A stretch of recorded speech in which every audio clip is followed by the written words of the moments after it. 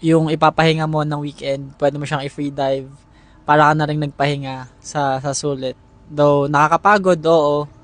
Mag-exert ka ng effort, ng money, for travel and expenses. At the end of the day, sulit pa rin siya kasi iba yung experience kapag natuto ka mag-free dive. Hi!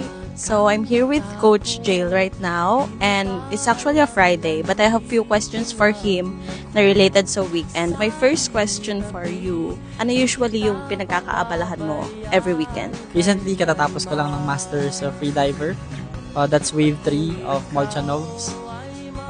And i-continue ko siya ngayon as instructor na.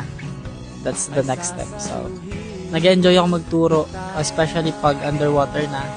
Tinuturuan ko sila paano mag-relax, paano ma-enjoy yung ilalim ng dagat. Kasi sobrang ganda talaga. If meron kang life lesson na ma-advise sa tao in general, what would that be? Hard one. Well, if i-relate ko siya sa freediving, no? Marami kang makikilalang tao. People come and go. Tuloy mo lang kung ano yung nagpapasaya sa'yo. Kung passion mo yan, go for it.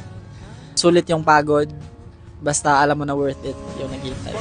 I'm Coach Jail. I'm freediving coach dito sa Mabini, Batangas.